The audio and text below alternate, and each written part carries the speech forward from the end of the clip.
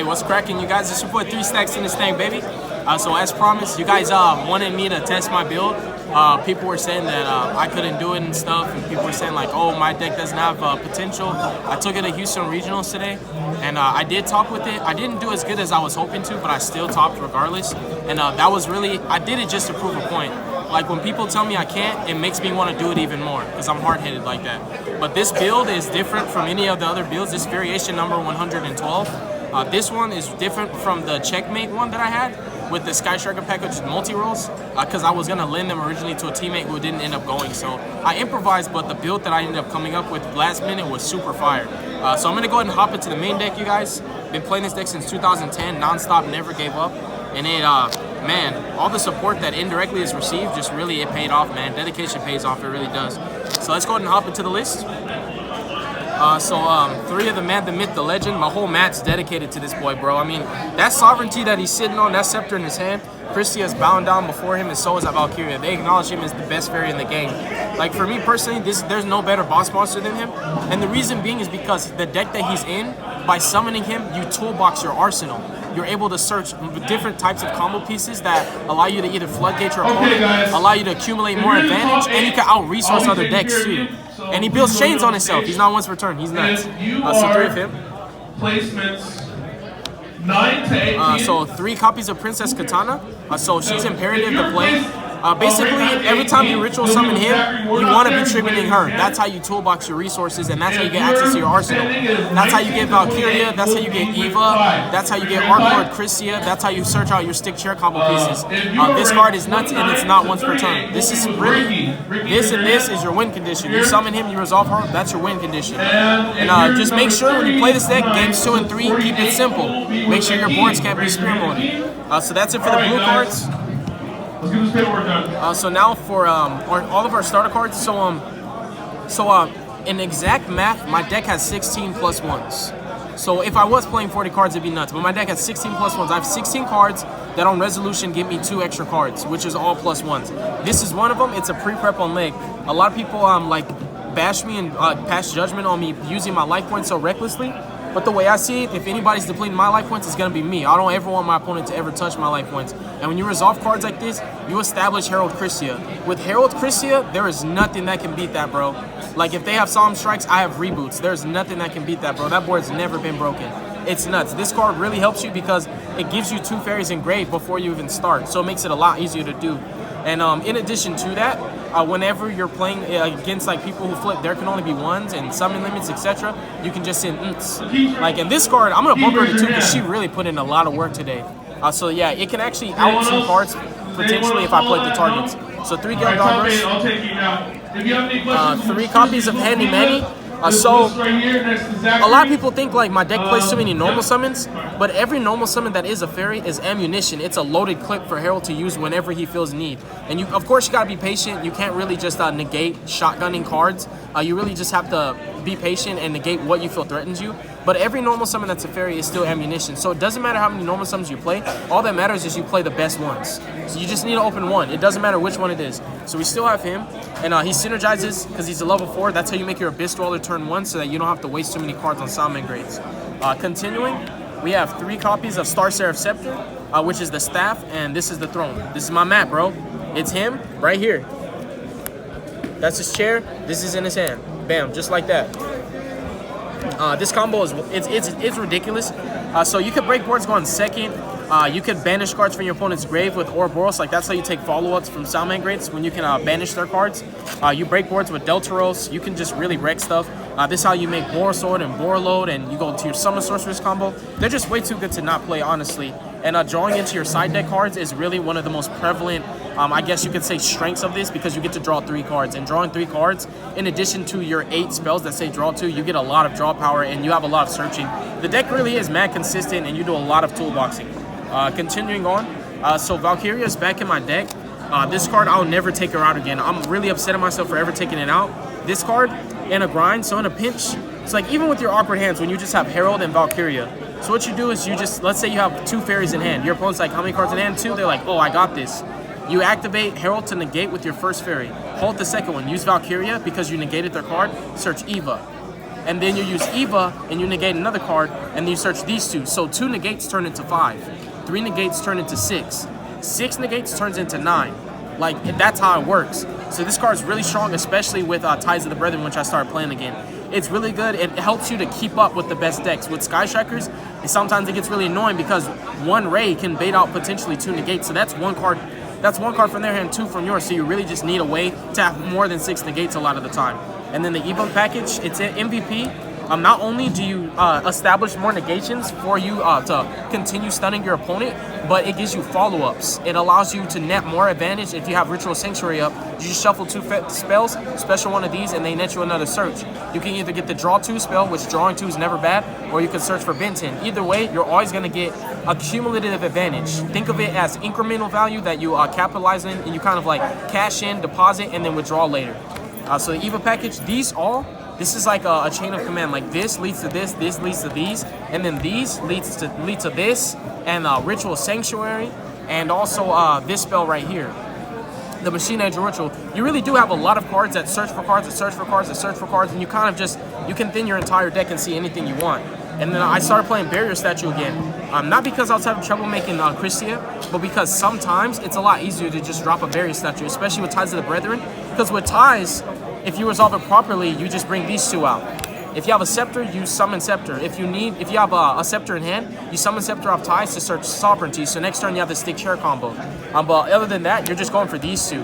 And you floodgate every good meta deck out of the game, especially like Salamangreats and Orcas and Danger Thunder. They can only summon lights. They can't Gamma Seal you. They can't use Radiant. So it's really strong in that regard. And then finally Christia. Never lost me a single game. Like, it was stronger going second than it was going first for me because I lost 5 out of 4 dice rolls today. And Christia really, it helped me. What I did for Salamangreats, I Stick Chair, broke his board, and then dropped this in the middle of my combo. And main phase 2, after I finished breaking his board, push for damage, drop this. All of his follow-ups in his grave, I didn't have to waste a single fairy on that because he couldn't special summon. And that's it for the monsters. Now for the spells, we have, this is my baby right here, bro. This is a good spell, 3 Las Vegas. This card is probably the best spell in my deck because it has the most longevity. Every other card that I activate on resolution, it'll net me advantage, but this card, it sticks around for the long run, and this is how you grind. You continually get a Monster Reborn every single turn. Naturally, you generate +1s when you bring back Scepter, and when you bring back Eva, when you bring back Petite, when you bring back Cyber Egg. It's just really insane. I brought back Heralds off of it. Bring back Barrier Statue in the middle of combos. Just bring Barrier Statue to solidify your board, and it searches your entire deck. It's a really great card. It really is. And we have 3 copies of Pre-Preparation of Rites. My favorite. This is my favorite spell in the whole game. Like, I'm so glad Konami really did make this because, like, rituals deserve love, bro. And then we have 3 regular prep.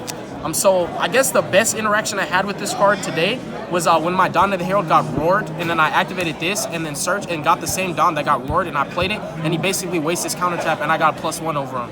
So I think it's better going second than it is going first, and it's a little more flexible because it's not once per turn. And then we have 3 Extra Foolish Burial.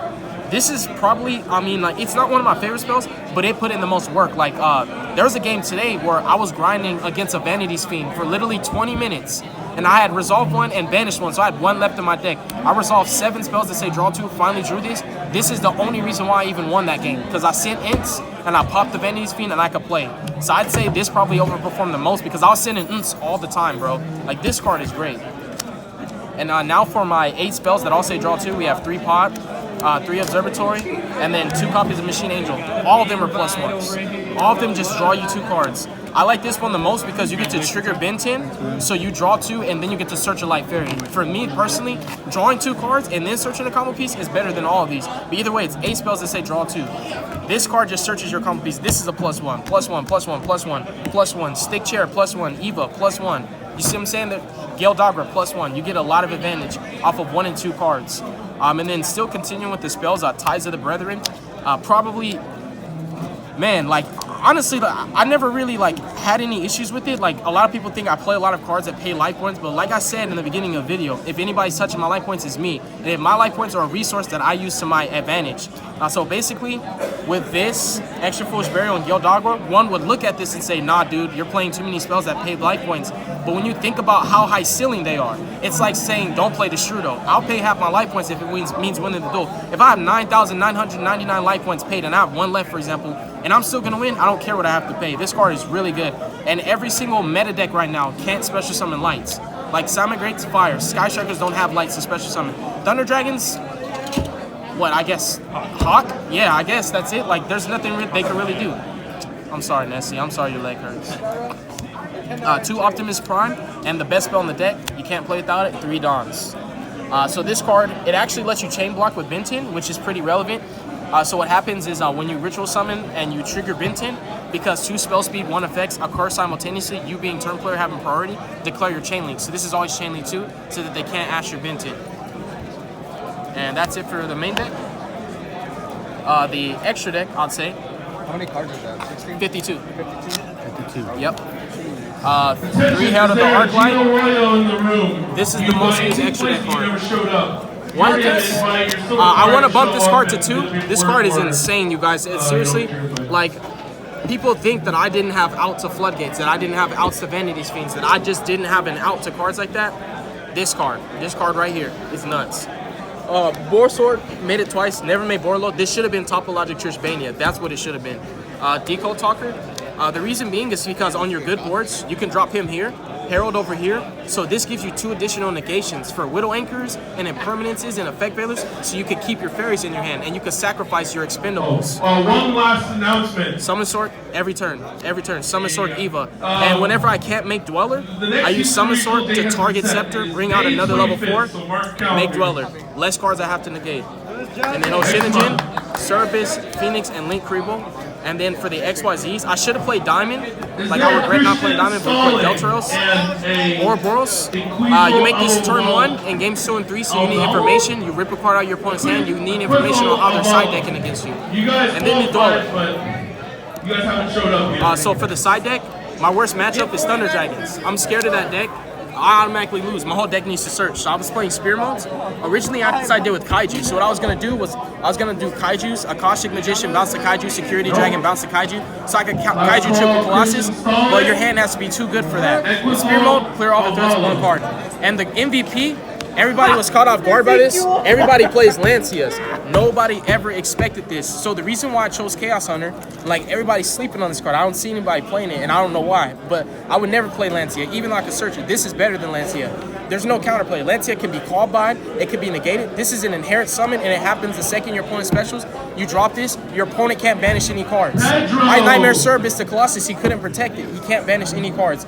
It's literally just a floodgate on legs, and it doesn't hurt you. It's better than Lancia because it lasts longer than turn. It puts a body on field, and your opponent literally has to out it or they can't play. So I was citing this because my worst matchup is Thunder Dragons, and I drop this, it's a lot easier. Even if they can make Colossuses, I can still destroy them because they can't banish to protect themselves. So yeah, I definitely recommend, if you're playing Lancias, cut them and play this card. I don't know why people aren't playing it, but you definitely should start playing it. It's a good card. And then 3 Hate True Nates. I didn't play any hand traps. I didn't like 1-for-1 my opponent. I just wanted 1 card that can deal with established boards. So for Strikers and Greats, Greats, Dracos, Google Control, Set 5 Pass decks, I don't like There Can Only Be Ones. I don't like Solemn Strikes. This is really the main reason for playing this, even though nobody plays it, is because of Solemn Strike. I know it's the only thing that can out the Herald Christia board. I just want to be prepared for everything. And that's it, you guys. That's the entire deck profile. Shout out to Nessie. I appreciate you guys for watching the video. Thank you guys so much. God bless you guys. Make good choices. Don't hurt your brain cells. Stay tuned for future content, and y'all stay positive, all right? Peace.